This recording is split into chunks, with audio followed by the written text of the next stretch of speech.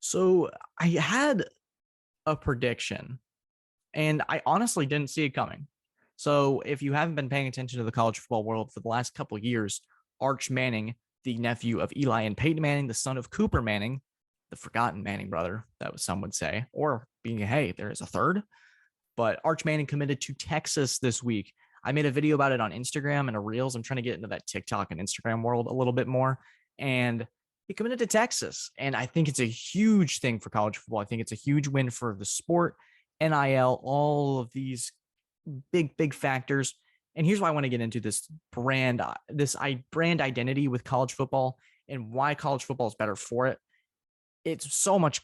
I was so relieved to see it. I have been for a while. I think that he was a lock to go to either Alabama or Georgia or Ole Miss or one of these SEC schools, either follow in his brother's footsteps or go to one of these powerhouses that is Georgia or Alabama.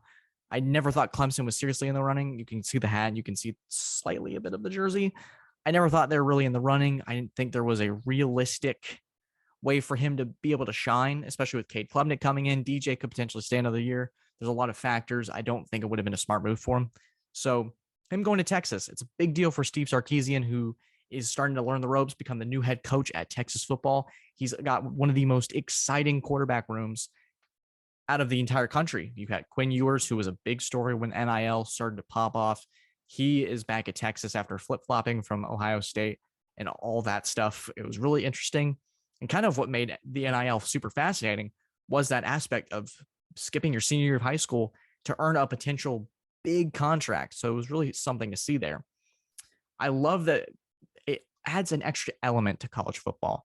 And I think Arch Manning is going to be one of the fascinating names in this game for the next couple of years. We have this new generation of athletes coming in.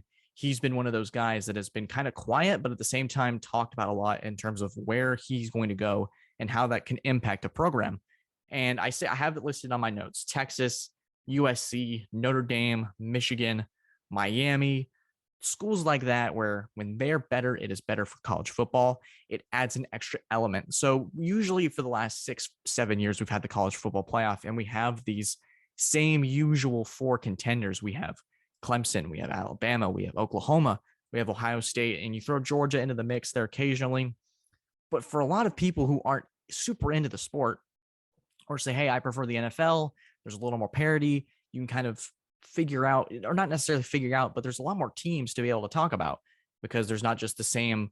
Obviously, for a long time, the Patriots dominated the NFL, but there are always new teams to challenge them.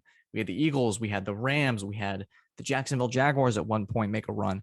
So there was always somebody new involved. With Alabama, it was never really a challenge. Alabama steamrolled through Notre Dame. They beat Georgia in the SEC championship. They beat Clemson a couple times. They beat Oklahoma in the playoffs by a lot of touchdowns. So when we add these new blooded teams, and not necessarily new blood in terms of they haven't been successful before, because Texas, obviously, if you look back with Vince Young as the most recent example, or Colt McCoy, Texas has been in this environment before. And when they are, it is that much better for the sport. You have games like the Rose Bowl with USC and Texas, who I pointed out as one of those teams that college football is better for it when they win. It not only adds another edge to college football where, hey, we won't be talking about the same four teams for 6 months. We're going to be talking about how can Texas get better? How does Texas's involvement in the SEC impact Arch Manning? How does USC? How does that work out? And this specifically is more about how Texas, it's a win for them, obviously, because you get the number one quarterback in the country. It's a win for any program, but it is a win for college football as a whole.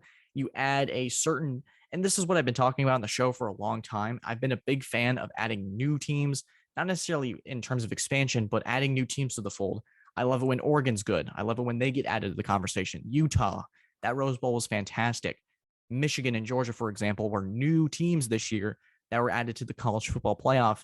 And we talked about them a lot. We talked about, could Cincinnati break that mold? It was like breaking a barrier, breaking the stuff.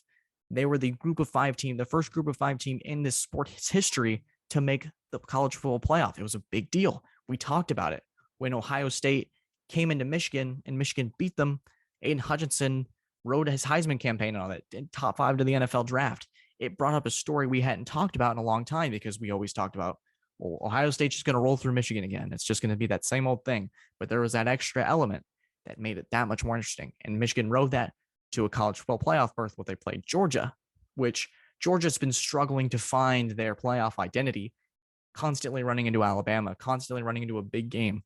They overcame that hump and beat Alabama in the national championship, gave some new life to the sport.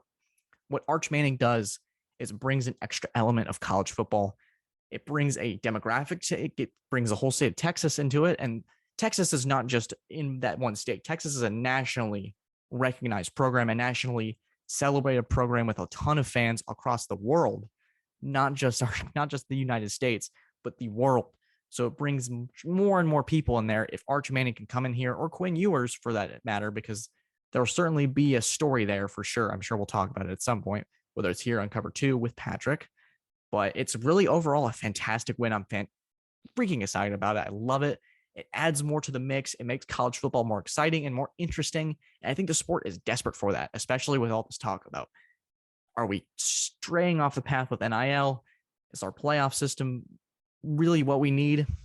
Arch Manning to Texas gives college football something to cheer for and something to think about. And I'm really excited about it. All right, I'm going to take a short break. When I return, we're going to talk about how the Nets have failed Kevin Durant and where I heard something about him going to a certain team. I kind of like it, and I'm going to elaborate on that. This is the Man with a Plan podcast. Thank you guys as always. We'll be right back.